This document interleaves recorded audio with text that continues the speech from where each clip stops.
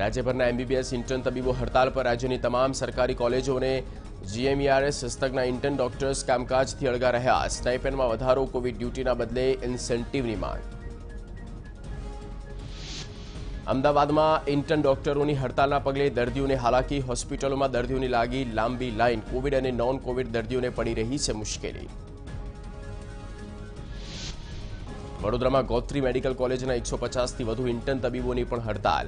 વેતન વધારો સહિતની વિવિધ માંગને લઈને કામકાજથી રહ્યા અળગા.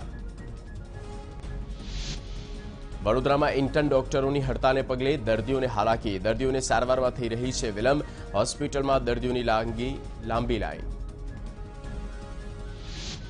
સુરતમાં ગુજરાત મેડિકલ કોલેજના ઇન્ટર્ન તબીબોની હડતાલ. સિવિલ હોસ્પિટલ ખાતે વિરોધ પ્રદર્શન. વિવિધ માંગણીઓને લઈને સુરતમાં 400થી વધુ તબીબોની હડતાળ. રાજકોટમાં મેડિકલ કોલેજના ઇન્ટર્ન તબીબો ઉતર્યા હડતાલ પર.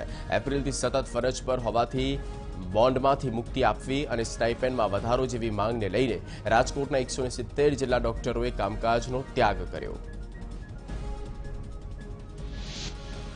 ભુજમાં જીકે જનરલ હોસ્પિટલમાં તાલીમી ડોક્ટર હડતાલ પર ઉતર્યા. 56 જેટલા તાલીમી ડોક્ટરોએ સ્ટાઇપેન્ડ વધારવાની માંગ સાથે હડતાલ પર ઉતરી નોંધાવ્યો વિરોધ. ઇમરજન્સી અને કોવિડ-19ની સેવા સિવાયના તમામ ડોક્ટર હડતાલમાં જોડાયા.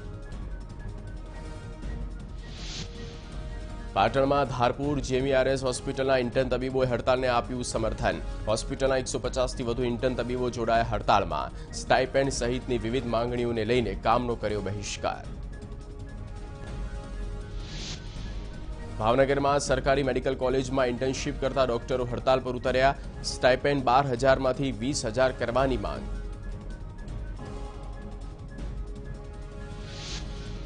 અમદાવાદમાં ગાંધી આશ્રમ ખાતે એચટીએટી હિતરક્ષક સમિતિ દ્વારા વિરોધ પ્રદર્શન કરે તે પહેલા જ પોલીસે આચાર્યની કરી અટકાયત.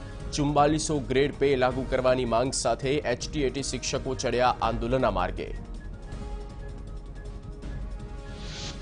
અમદાવાદમાં અડાલજના ત્રિમંદિર ખાતે એચટીએટી આચાર્યએ વિરોધ કર્યો. પડતર પ્રશ્નોને લઈને સૂત્રોચ્ચાર કરી રોષ વ્યક્ત કર્યો. ગાંધી આશ્રમ ખાતે ધરણા ન કરવા દેતા ત્રિમંદિર ખાતે કર્યા ધરણા. પોલીસે વિરોધકર્તાઓની કરી અટકાયત.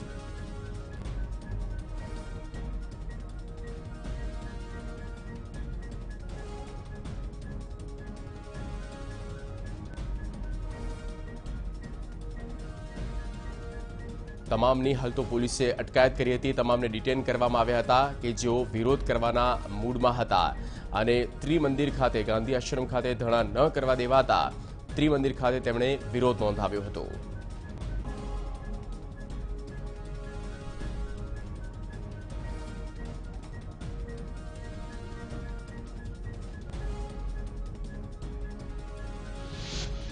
રાજ્યના 6 મ્યુનિસિપલ કોર્પોરેટરની મુદત થઈ પૂર્ણ. વર્ષ 2015ની 14મી ડિસેમ્બરે બોર્ડ અસ્તિત્વમાં આવ્યું હતું. મ્યુનિસિપલ કમિશનરો હવે વહીવટી ચાર્જ સંભાળશે. મેયર સહિત કમિટીના ચેરમેનોએ કાર જમા કરાવવી પડશે. ફેબ્રુઆરીમાં ચૂંટણી થાય તેવી શક્યતા. રાજકોટ મહાનગરપાલિકામાં વહીવટદારનું શાસન લાગુ. મ્યુનિસિપલ કોર્પોરેશનની મુદત પૂર્ણ થતાં પદાધિકારીઓએ કાર જમા કરાવી. આ સાથે ઓફિસ ખાલી કરીને તેમનાથી નેમ પ્લેટ પણ દૂર કરવામાં આવી. ભરૂચ નગરપાલિકામાં ભાજપાનું શાસન પૂર્ણ થતાં હિન્દુસ્તાન નિર્માણ દળ દ્વારા શુદ્ધિકરણ કરી વિરોધ પ્રદર્શન. ભાજપાનો શાસનમાં મોટા પાયે ભ્રષ્ટાચાર થયો હોવાના આક્ષેપની સાથે કર્યો વિરોધ પ્રદર્શન. 15મી ડિસેમ્બરે વડાપ્રધાન મોદી કચ્છની એક દિવસીય મુલાકાત કરશે. બપોરે ભુજ એરપોર્ટ પર પહોંચી તેઓ સીધા ધોરડો જશે, જ્યાં 3 કાર્યક્રમનું વર્ચ્યુઅલ ખાતમુહૂર્ત કરાશે. ખાવડના રણમાં સોલર પ્રોજેક્ટ, માંડવી દરિયાકાંઠે ખારા પાણીને મીઠું બનાવવાનો પ્રોજેક્ટ અને અંજારમાં ડેરીના પ્રોસેસિંગ પ્લાન્ટનું પણ ખાતમુહૂર્ત કરવામાં આવશે.